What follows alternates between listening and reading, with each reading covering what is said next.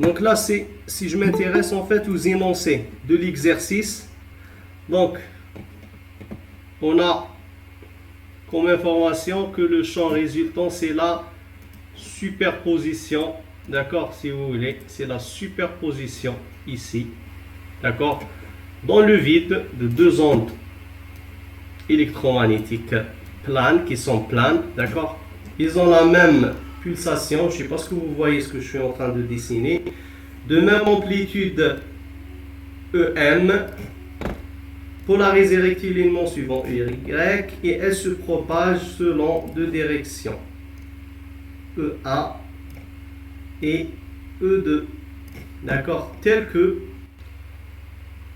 un angle θ est formé par les deux vecteurs EZ, UA et EZ, E2, vous avez un angle moins θ, d'accord, déterminé dans mon écran là. Donc là, normalement, pour répondre à la première question, donc l'onde résultante, si vous voulez, E est égale à EA, voilà, plus E2, d'accord. Après, donc comme c'est des ondes électromagnétiques planes, ils ont la même pulsation et la même amplitude, ils sont polarisés suivant OY, toutes les deux. Donc on peut dire que l'expression de EA est égale, l'expression complexe, d'accord, de vecteur EA pour une onde électromagnétique plane est égale. Donc EA est égal à l'amplitude qu'on a nommé EM exponentielle G oméga T moins K vecteur scalaire R. C'est ça. Bon, il faut mettre une parenthèse ici. D'accord? Donc de la même manière, E2, ça va être la même chose parce que c'est une onde électromagnétique plane, donc de la même amplitude. Vous m'embêtez, donc j'accepte plus personne. Allez. Voilà. Donc c'est UM exponentielle G, j'ouvre une parenthèse, oméga T moins K R. C'est-à-dire K scalaire R. Donc, pourquoi j'ai écrit ça? Parce que dans les énoncés, les ondes, donc dans les énoncés, les ondes qu'ils ont les deux ondes, ils ont la même amplitude, d'accord, la même pulsation oméga ici, d'accord. Par contre, donc ils sont polarisés rectilignement suivant EY, d'accord. Donc là, on a une composante ici suivant UY et là aussi normalement suivant Y.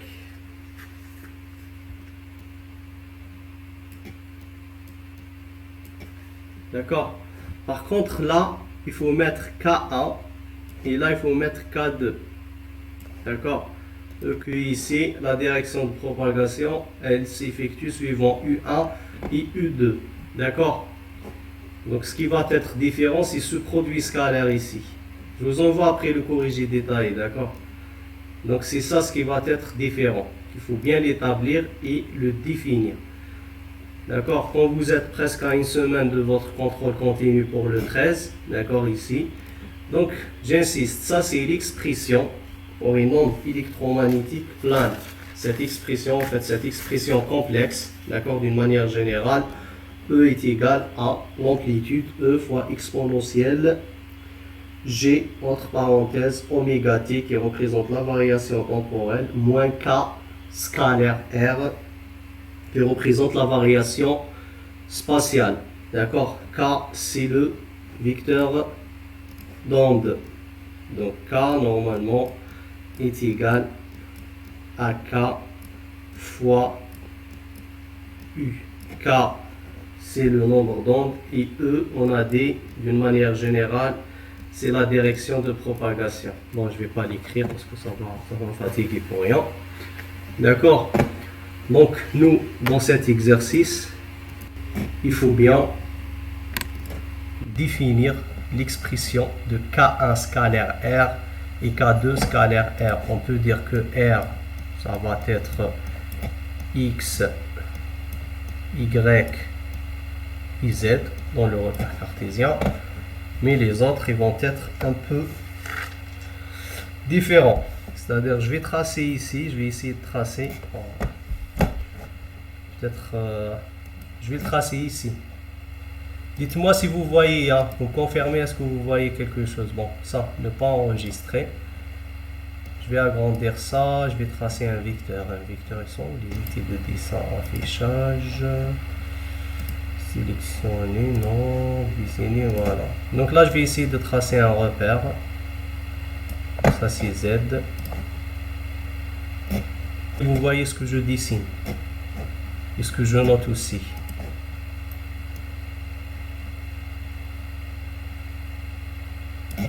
Bon, ça c'est l'axe des Z, ça c'est l'axe des Y, et puis ça c'est l'axe des X.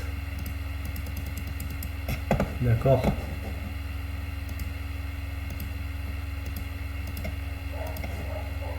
Voilà. Donc ça, c'est mon Z, ça c'est Y, et ça c'est X. D'accord?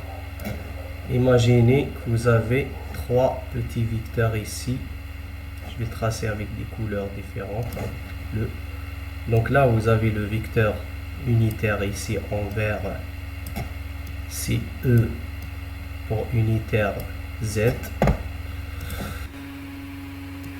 D'accord? Ça, c'est les trois vecteurs unitaires.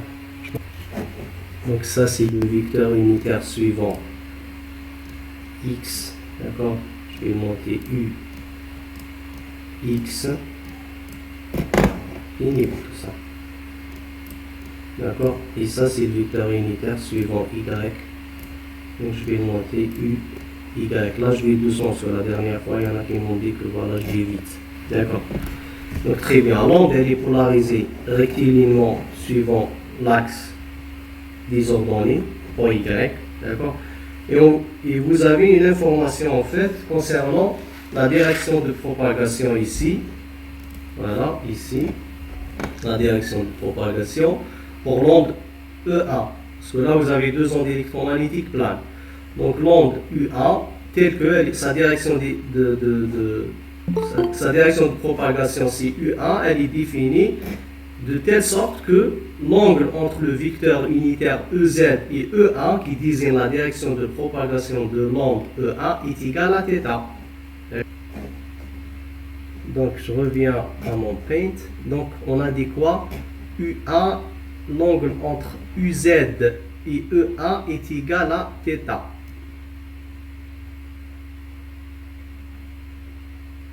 Donc je le dessine comme ça, le vecteur UA.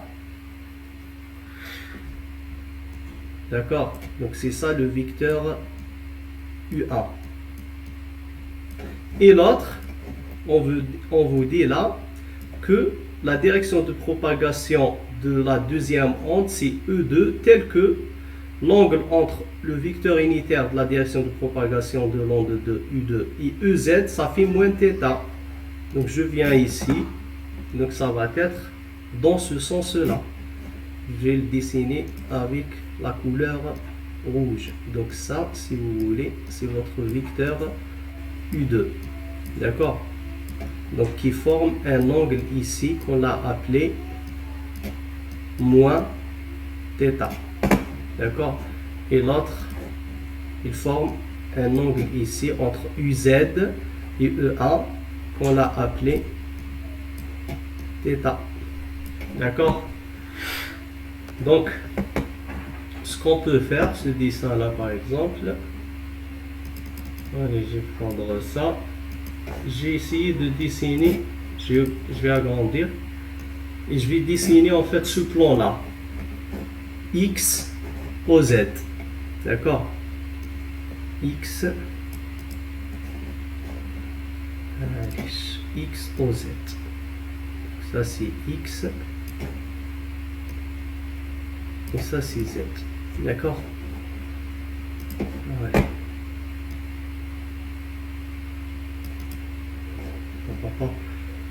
Je prends ça, je prends le pinceau. Voilà. Donc ça c'est X.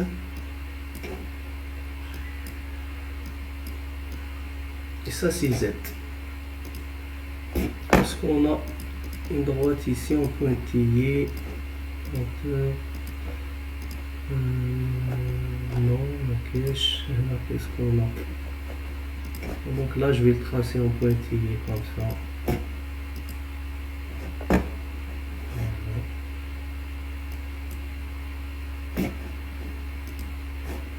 C'est le pinceau là. Donc ça c'est, si vous voulez, c'est la direction des abscisses négatives. C'est-à-dire ce que je vais faire, ce que je suis en train de faire ici, si vous voulez, c'est ça. J'essaye de dessiner ce plan-là, X au Z. D'accord? L'onde elle est suivant Y. Donc Y il est dirigé vers vous, vers le tableau, on va dire. D'accord? Et puis là je vais tracer en fait mes vecteurs là. Donc ça c'est mon vecteur. Je vais agrandir un peu. Donc ça, si vous voulez, c'est mon vecteur U. Je vais l'écrire en... C'est votre vecteur unitaire U1 qui désigne la direction de propagation de la première onde. On a dit qu'il forme un angle θ, d'accord, entre le vecteur unitaire EZ, d'accord.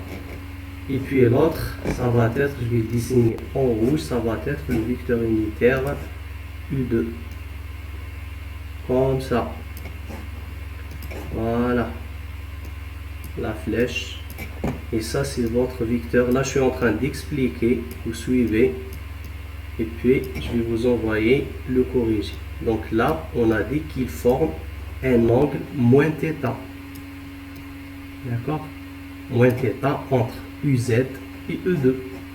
U1 c'est la direction de propagation de l'onde électromagnétique U1 et E2 ça va c'est la direction de propagation de l'onde électromagnétique U2. Voilà. Donc pourquoi on fait ça? Parce que j'ai dit qu'il faut calculer ça, le produit scalaire ici. Donc on est obligé de donner la définition, bien l'expression de ce produit scalaire K1R, le calculer, puis le mettre ici. Calculer le produit scalaire K2 fois R, le mettre ici, puis faire la superposition. D'accord? Donc ici, si je viens là, pour K1, j'aurai ça. K1. Et là, pour le nombre d'ondes, je vais mettre K0, parce que je suis dans le vide. La même chose, donc pour K2, le vecteur d'onde, K2, donc égal à quoi? À K0 fois U2, la direction de propagation de l'onde 2. Je reviens à mon dessin ici. Donc qu'est-ce qu'il faut faire? Il faut faire une projection. C'est-à-dire ce vecteur là, U1, il aura deux composantes. Vous voyez? Je fais une projection.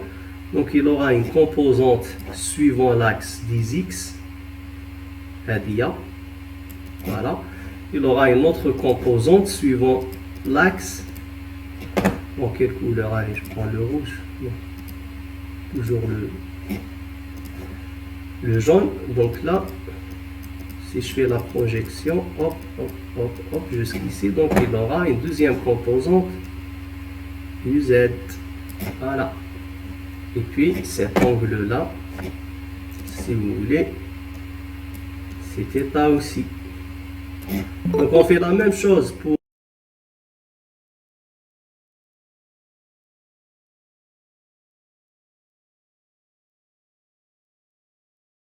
La même chose pour U2. Donc il faut faire la projection suivant l'axe des X et puis suivant l'axe des Z. D'accord? Donc U2, ça c'est sa composante suivant l'axe des Z. Et puis ça c'est sa composante suivant l'axe des X. Faites attention, bon je vais l'appeler ici U indice X, ou plutôt U2 indice X, et là c'est U2 indice Z. Ça c'est l'angle moins θ aussi. D'accord? Là la même chose, donc c'est UA parce que c'est la projection de vecteur de direction de propagation de l'onde A suivant X. Et là, si vous voulez, donc ça va être U1Z. Voilà. Donc, il faut maintenant déterminer l'expression de U1X, U1Z, U2X et U2Z. D'accord? Donc, U1X, ça va être quoi? U1X, ça va être quoi? U1X, donc c'est l'opposé, donc ça va être sinus θ. D'accord? Muqabil al-watr. UA, c'est un vecteur unitaire, on prend sa valeur absolue, le module TAO est égal à 1. Donc U1X, c'est sinus θ. U1Z, U1Z, donc ça va être, je ne sais pas comment on appelle ça, le posé, non c'est pas le posé, c'est le mujawir, donc ça va être cosinus. Cosinus θ. D'accord? De même, pour U2X. Attention ici, vous avez un angle moins θ et la composante elle est négative. Donc U de 2x est égal à moins sinus θ. Et U de 2z est égal à cosinus θ. D'accord? Donc c'est ça, si vous voulez, la difficulté dans cet exercice. D'accord? Dans cet exercice, c'est ça la difficulté principale. Puis si je reviens à mon tableau blanc ici, donc on peut dire que le vecteur K1, d'accord? Bon. Je vais essayer d'écrire quelque chose de propre, d'accord? Le vecteur K1 est égal à K0, on a dit le nombre dans le vide, fois le vecteur unitaire U1 qui est égal à K0. On a fait la projection U1, on a trouvé qu'il a une composante suivant X, donc c'est sinus θ fois U X, c'est-à-dire le vecteur unitaire suivant l'axe X, d'accord, plus cosinus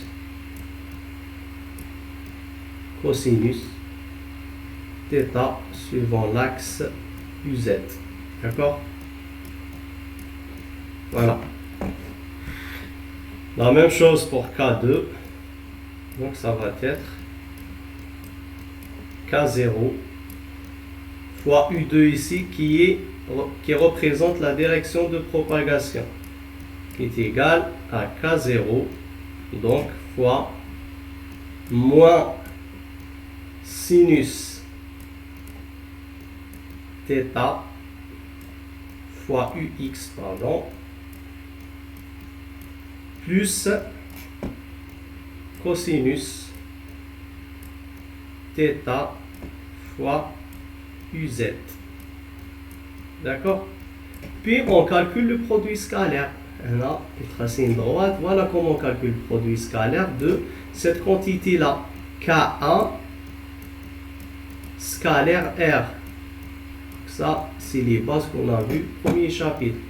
Donc K1, il a K0, c'est une constante. Là, suivant X, il a sinus θ. D'accord? Il a 0 suivant Z. Et puis il a cosinus θ suivant 0 suivant Y, pardon. Il a cosinus θ ici suivant Z. Point X, Y, Z. Donc on trouve quoi? K0 fois sinus θ fois X plus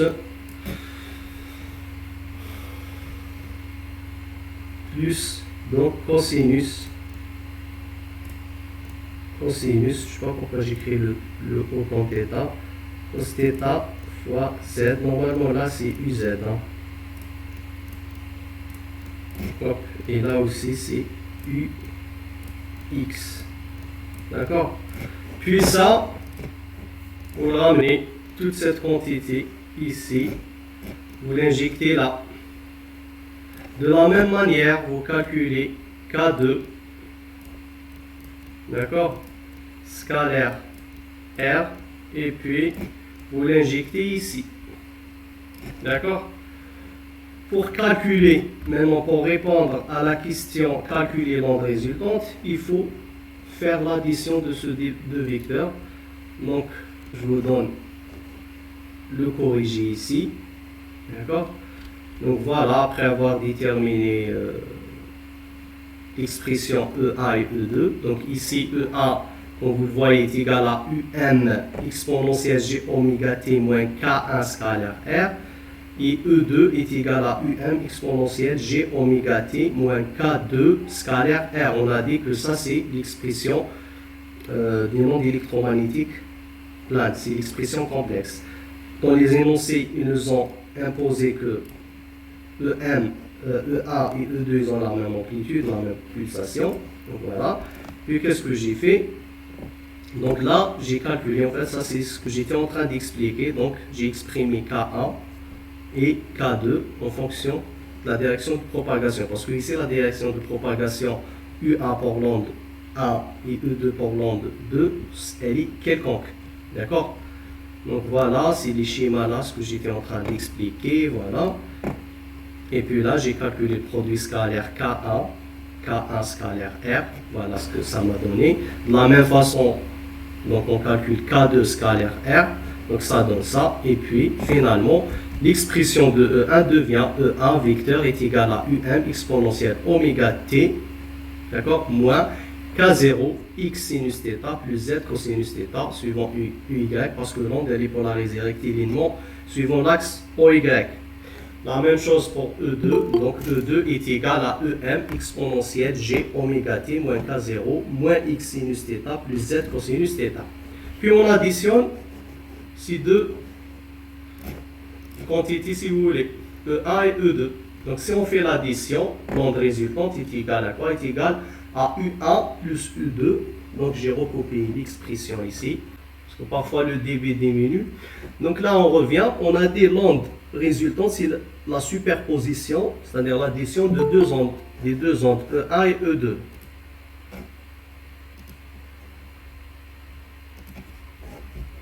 Donc j'ai repris les expressions que j'ai obtenues ici. Après, ce que j'ai fait, c'est que j'ai tiré EM exponentielle G oméga T en facteur. D'accord? Il me reste à l'intérieur, donc, exponentielle moins GK0 fois X ici, entre parenthèses. Ça, c'est le résultat de produit scalaire entre K1 et R. D'accord? Et ça, c'est le résultat du produit scalaire entre K2 et R. D'accord? Donc, j'ai tiré ça en facteur. Après, ce que j'ai fait ici, c'est que j'ai dissocié, si vous voulez, l'exponentielle ici. D'accord? La même chose là. D'accord? Donc, cette exponentielle, d'accord? Cette exponentielle-là est égale à quoi? Exponentielle moins GK0 X sinus θ multiplié par exponentielle moins g k0 z cos θ. Ça, c'est les propriétés d'exponentielle. Donc, on a fait de même ici pour cette deuxième expression en exponentielle. D'accord? Puis, qu'est-ce que j'ai fait? Donc, j'ai tiré cette quantité-là que je l'ai écrit en bleu, je l'ai souligné, en facteur aussi.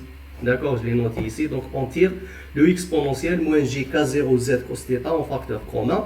On aura quoi? E, l'onde résultante, est égal à E1 exponentielle g oméga t moins k0 z cosinus θ. Donc, il nous reste à l'intérieur ça. Exponentielle moins g k0 x sinus θ plus exponentielle g k0 x sinus θ. D'accord? Donc, ce que j'ai fait, pour chacune de ces expressions entre crochets en exponentielle, je l'ai écrit sous forme, on va dire, quelle forme des nombres complexes? C'est la forme algébrique. Donc, je l'ai décomposé. Exponentielle moins gk0 x sinus θ est égal à cosinus moins k. Tout ça, c'est l'angle alpha, d'accord? J'ai exponentielle exponentielle g alpha, d'accord, qui est égal à cosinus alpha plus g sinus alpha. Notre alpha ici est égal à moins k0 x sinus θ, d'accord. Et j'ai fait du même avec cette expression là, d'accord. Donc j'ai simplifié ça avec ça. Il me reste le cosinus ici, cosinus moins k0 x sinus θ, c'est une fonction paire. Donc cette quantité est égale à cosinus k0 x sinus θ. Donc on aura deux fois cosinus k0 x sinus θ. Finalement, voici l'expression de l'onde résultante. C'est 2m cosinus k0 x sinus θ exponentielle g oméga t moins k0 z cosinus θ. D'accord? Donc voici la réponse à la première question. D'accord? Maintenant, la question suivante de cette première question, quelle est sa vitesse de phase et l'onde est-elle plane? Bon, la vitesse de phase, je l'ai mis là. La vitesse de phase, V-phase, est égale à oméga sur K, avec K bien sûr ici, est égal à K0 cosinus θ. C'est ça, dans l'expression finale. D'accord? Donc on a dit ça, ça représente la variation spatiale.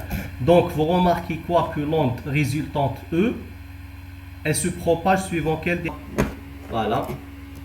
E1 encadré en bleu. D'accord? C'est ça l'expression. Donc ça, tout ça, c'est son amplitude. Et ça, c'est les variations temporelles. Et là, c'est... C'est quoi la direction de propagation de cette onde?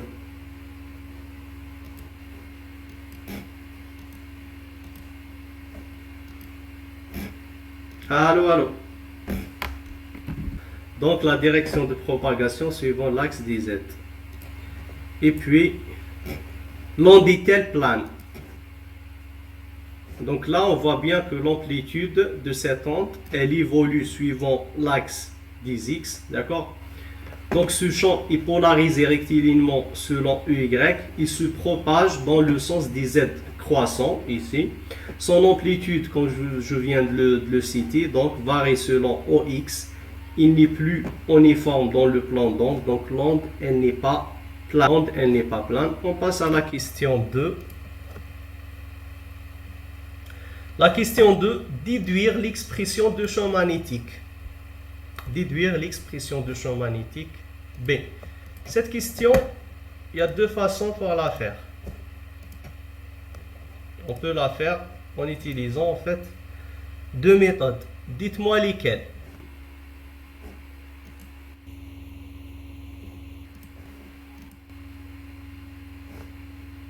Et les calculs, d'accord?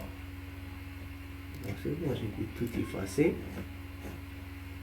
Connexion to serveur. Ok, refresh.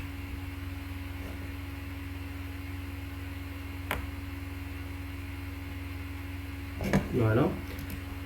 Donc, soit la première méthode, soit on utilise cette... Oh, pénible.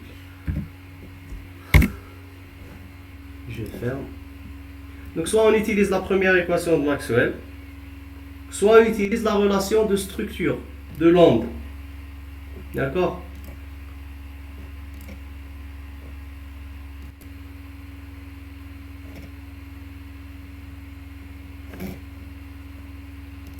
Voilà. Donc soit on utilise cette première équation de Maxwell qui est connue sous le nom Maxwell-Faraday, c'est-à-dire rotationnel de E est égal à moins la dérivée de champ magnétique B par rapport au temps. Donc si on utilise cette méthode, on va utiliser ici l'expression de champ électrique résultante, c'est-à-dire celle-ci. D'accord? D'accord? C'est-à-dire celle-ci. Donc là, cette onde, elle a juste une composante suivant l'axe des ordonnées, Y. D'accord? On calcule ici le produit vectoriel. D'accord? Comme on a fait lors de dernier TD. Hein.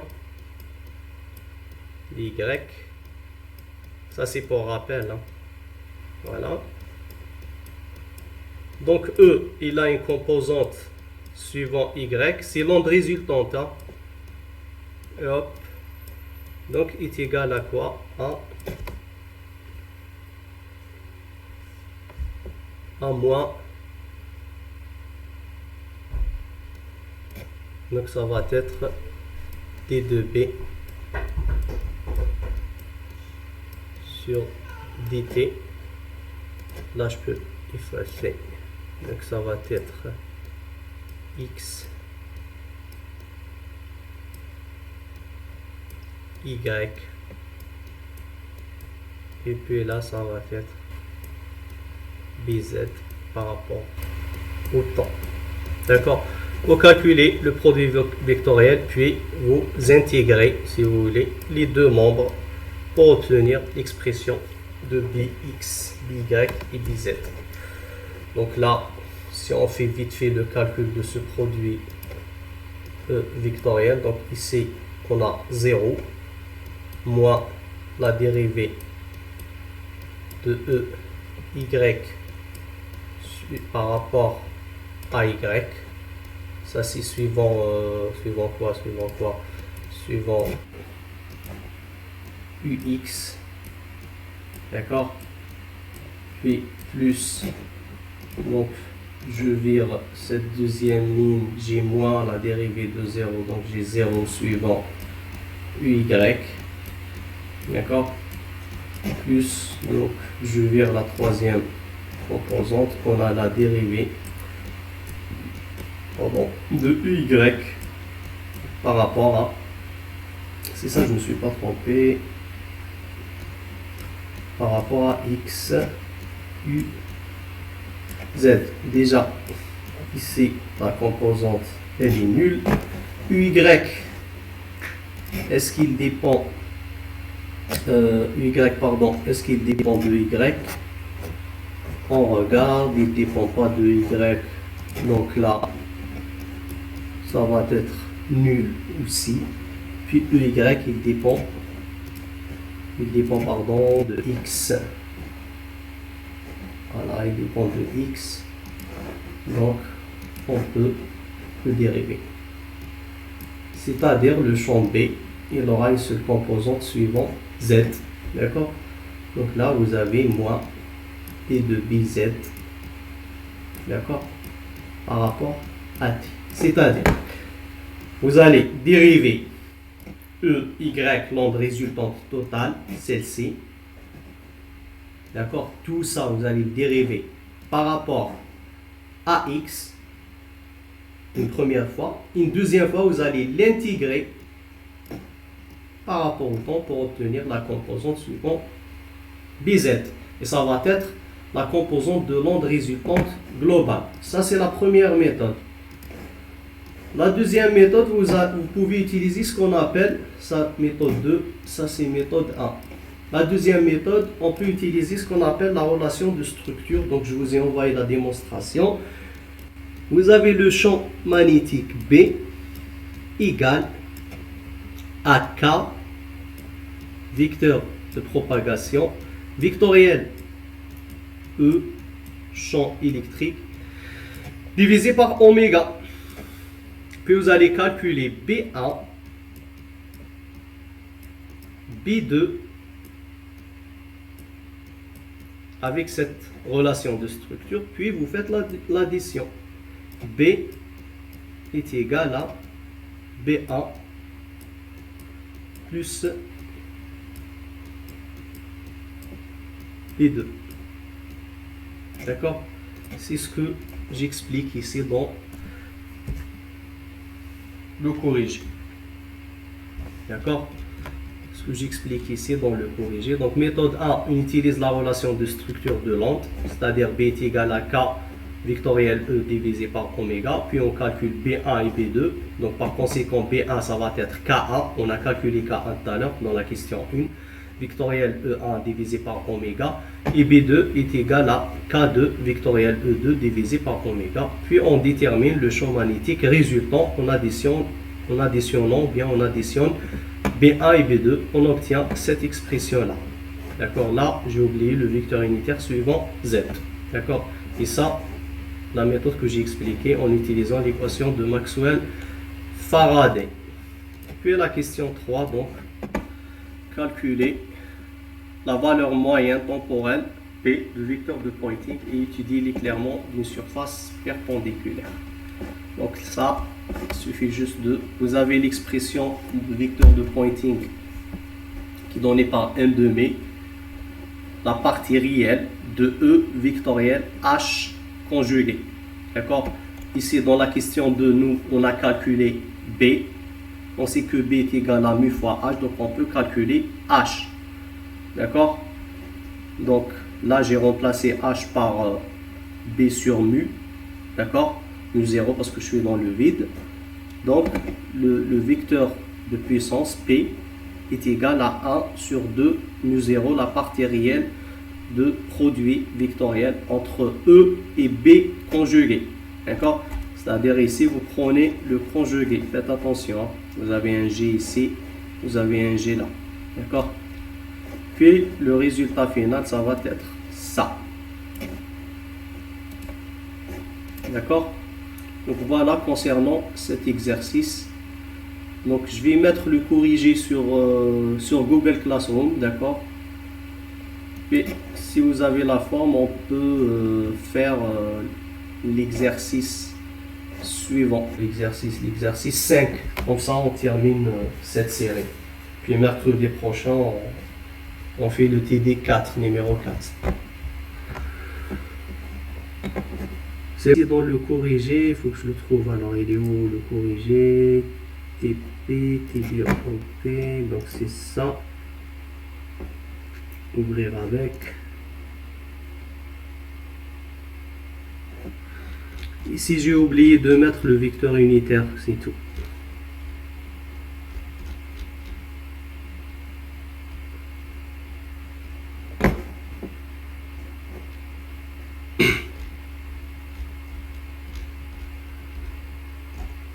Là, ici dans l'expression de B, la réponse à la question de Bordeaux. Donc là, j'ai oublié de mettre B, il est suivant quel vecteur unitaire. D'accord?